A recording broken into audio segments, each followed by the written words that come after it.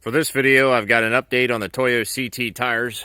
They're at 50,000 miles, and they're looking very good. I'm going to go over what I like about them, what I don't like about them, and how they're holding up. So, the number one most surprising thing has been the tread life. I was very skeptical about the tread life. I didn't really have any reviews to go off of when I bought these, so I was kind of rolling the dice with it. They are a snow tire, so I figured maybe they've got a soft compound and they'll wear fast in hot weather. And I'm down here in the deep south. They do not wear fast in hot weather. They do just fine. 50,000 miles. And the tread looks like that. I mean, they're not even halfway done. This truck's always done a good job with tread life. But this is hard to beat. 50,000. Wear indicators are right way down in there. So we have a ways to go on these tires. At least another 50,000 they have left in them. So tread life wise, super impressive. You can also see just how nice the tread looks too. You know, it's not chopped up or anything. I've always had issues with mud tires getting chopped up, and maybe it's because the tread blocks are further apart. I'm not seeing that on these tires. They still look good. Maybe just a little bit on the inside treads, but not really. Not really. Really nitpicking there. But tread life has been the most pleasant surprise. Dollar for dollar, dollar per mile, these tires were worth the cost.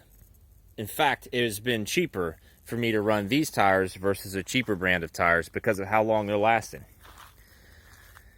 How about noise level? So at about 20,000 miles, these tires started getting a little bit noisier.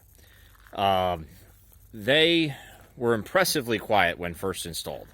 Barely louder than most all-terrain tires.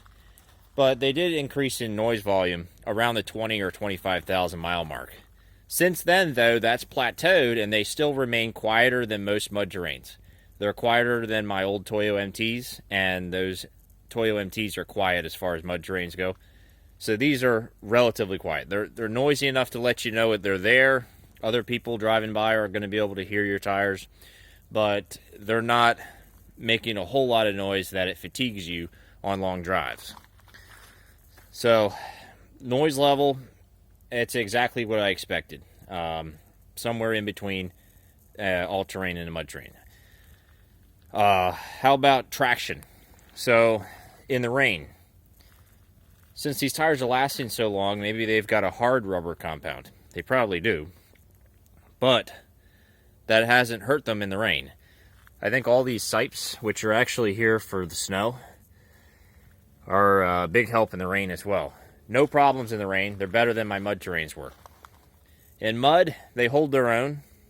I don't really have to do the kind of mud terrain driving that I used to do ever since I put this gravel driveway in. I don't have to do all this mud driving like I used to. But they're still decent in muddy, swampy conditions. Not as good as a full-blown mud terrain, though. However, in the sand, they're much better.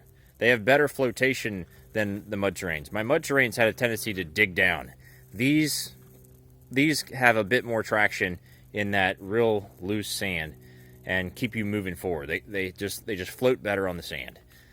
So I've been pretty happy with that, and I think they would perform very similarly in the snow. We don't have snow on the Gulf Coast, but if I had this truck in the snow, I think it would do a good job.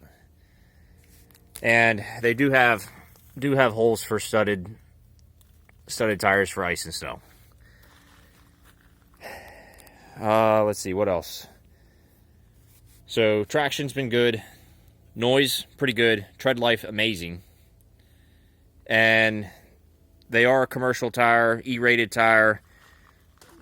Great for towing. Great for doing lots of miles. I'm surprised these tires aren't hugely popular with hotshot drivers. Because between the tread life, the off-road, and the good sidewall on the tire, it's a great combo. Yeah, I'm really surprised. The Coopers and the Michelins, they get all the attention with the hotshot drivers, but these would be a great option. I would use them. Only downsides. So here's the downsides. Downside number one, they collect a lot of gravel. certain gravel will get stuck here, you know, usually in these tread blocks right here. And they sometimes get wedged there and they won't come out. So occasionally I have to go in with my keys or a screwdriver or something and pry them out.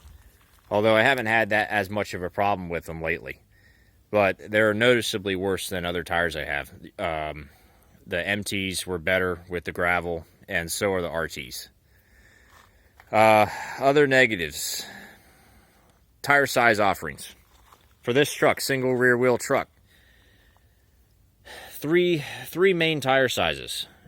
265/70, which is a 32 by 11. 285/70, which is 33 by 11.5, and that's what these are. And a full-blown 35 by 12.5. It's disappointing that there's nothing in between the 33 and the 35. Like a 295/70 would be wonderful. If they made that size, I would buy them for my 09. 305/70 would be great. Would probably be perfect size for this truck with a 2-inch level. But 35s will rub even with the level. So I didn't want to do 35s. Didn't want to do stock. This was literally my only choice on this tire, and that's the biggest disappointment. Only 3 tire sizes for your typical single rear wheel truck on a 17-inch wheel. So that's the update. Super impressed. Definitely would buy again. Will I buy again? I'm not sure. We'll have to see. I like trying out different tires. So, but this is a keeper right here. Anyways, hope y'all enjoyed it. I'll see y'all next time.